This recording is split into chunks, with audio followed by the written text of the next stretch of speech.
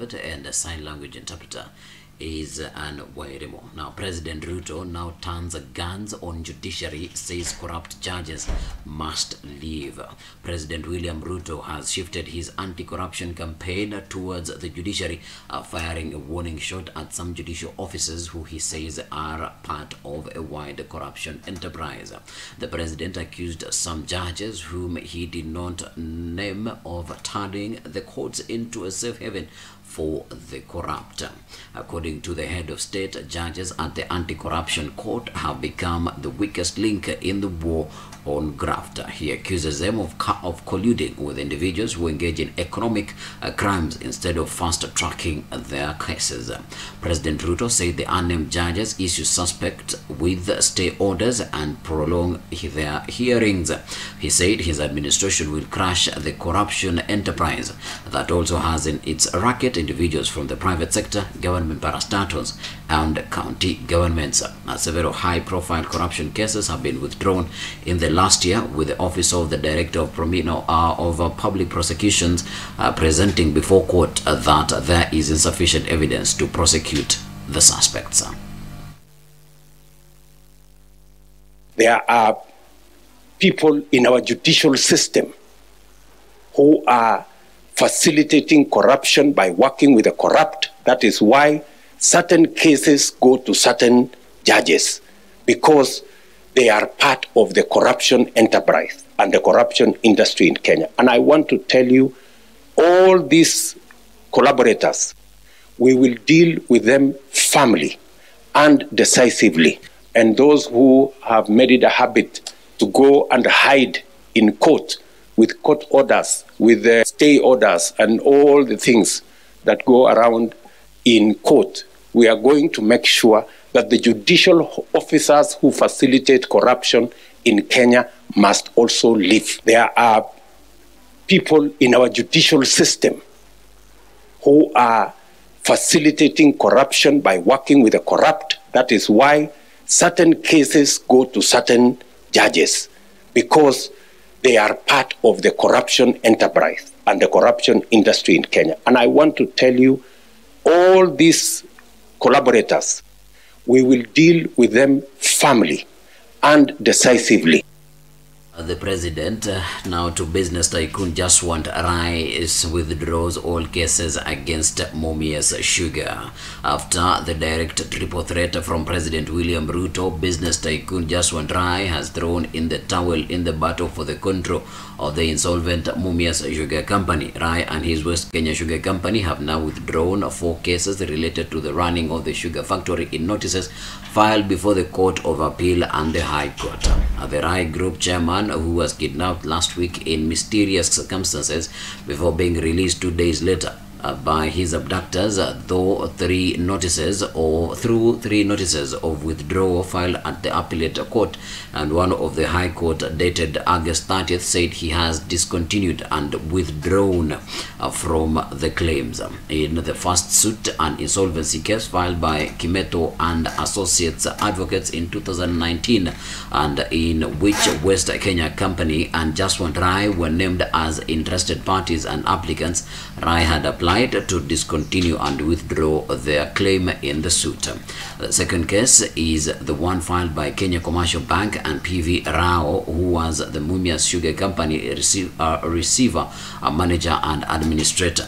In the case, KCB and PV Rao had challenged the court's decision to nullify, revoke and cancel the lease awarded to Sarai Group in December 2021, and also appointed a new administrator.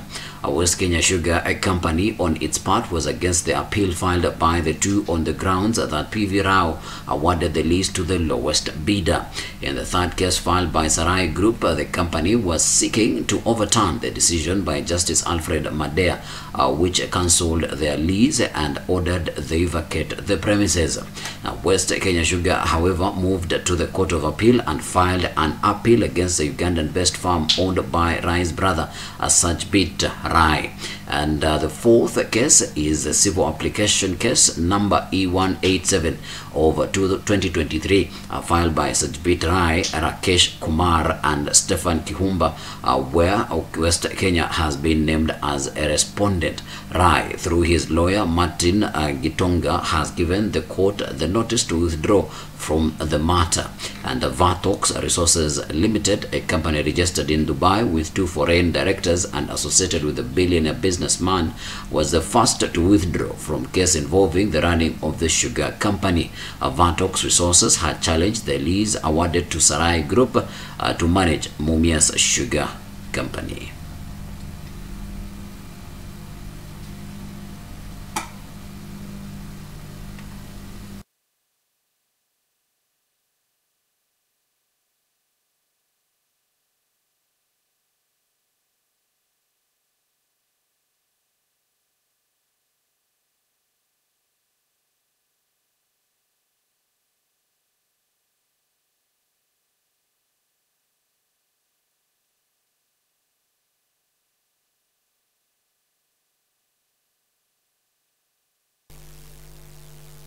That to CS Kindiki bans idlers riders from Nyayo House.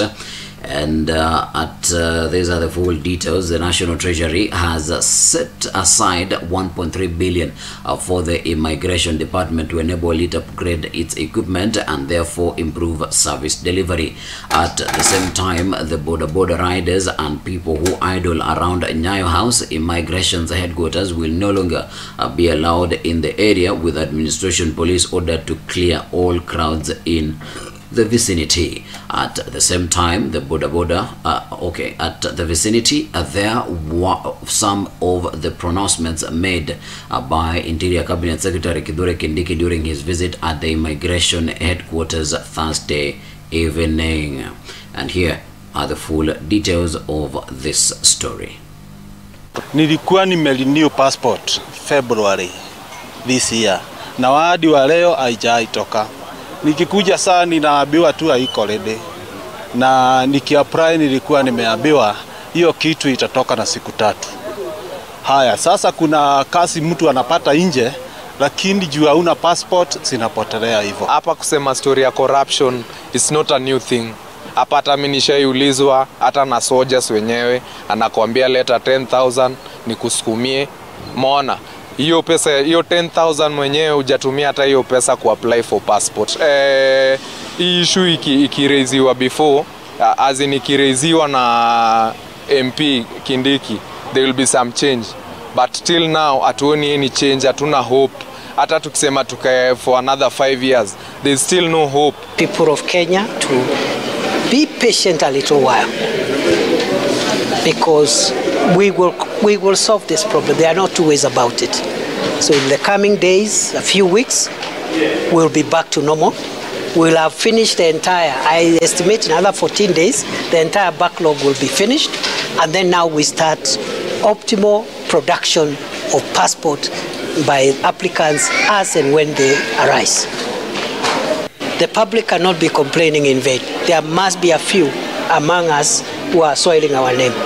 And that's why I said last week, and I want to repeat it now, we will clean up this place from corruption, cartels, and anyone who is asking for bribes from this space, whether is a police officer, whether is an immigration officer, whether is a public official of whatever rank, even if they are ordinary citizens who have come to do brokerage for bribes here, we will arrest them and prosecute them. We started the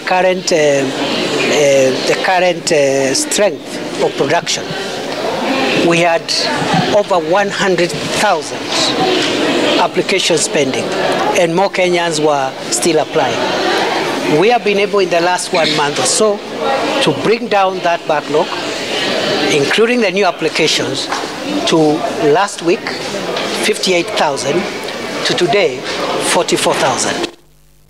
And away from the Interior PCS, not PS, more pain for Kenyans as the government proposes another 2.75% salary deduction. In what is likely to elicit uproar from members of the public, the government is yet again set to impose additional taxation measures on Kenyans as it seeks to raise monies that will be channeled towards the achievement of universal health coverage. The Social Health Insurance Bill 2023, which establishes the Social Health Insurance Fund that will take over from the National Hospital Insurance Fund, will be used for preventive and promotive and primary care services at community, dispensary and health center levels, and build a chronic illness and emergency fund that provides for chronic illnesses has a raft of proposals that will rattle Kenyans. The government is targeting to deduct 2.7% of the gross salary of the over 3 million employed Kenyans to raise monies for the SHIF,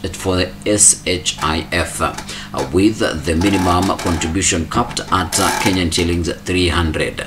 There is, however, no capping on the maximum contribution. The government argues that the blanket contribution of Kenyan shillings 1,700 by every salaried Kenyan is unfair and favors high-income earners. And under the Social Health Insurance Bill 2023, those liable to contribute are every household, a non-Kenyan resident residing in Kenya for a period exceeding 1 year, the national government, the county government, and any other employer.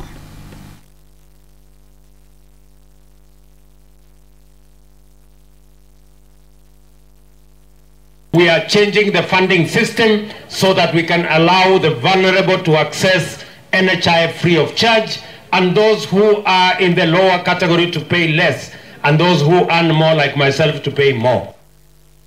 And now to MPs, vet DPP nominee Renson Igonga and Director of Public Prosecutions nominee Renson Igonga has flagged underfunding as one of the greatest challenges at the office of the Director of Prosecutions.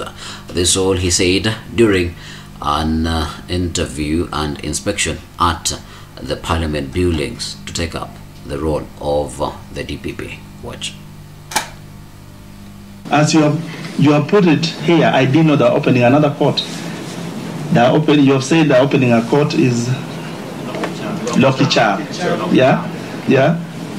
That translates into ODPP employing a prosecutor and support staff. We will not be able with the current situation. That is the biggest problem we have. They are ahead of us because we don't have funds. We can't move with them. And ideally, for the criminal justice system to move at the best scenario, we must be at par with judiciary. But as it is, we are not anywhere near. As a public servant, we are guided by Article 232 of the Constitution about values and integrity and all that goes with Chapter 6 as public servants. That will be my guiding principle, if confirmed by this committee, to be the next Director of Public Prosecutions.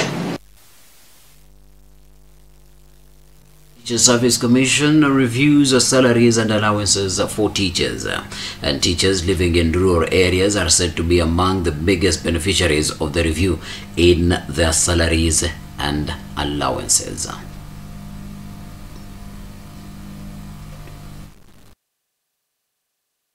After candid and sincere deliberations, we are happy to announce to the nation and our teachers that we have reached a deal. I want to proudly say here today that we have already secured 10%. I want to tell Teacher Service Commission that we are coming for the next 50%. Until we come to the end of the news that are making headlines in the country, we're going to take a break. When we come back, we come back with what is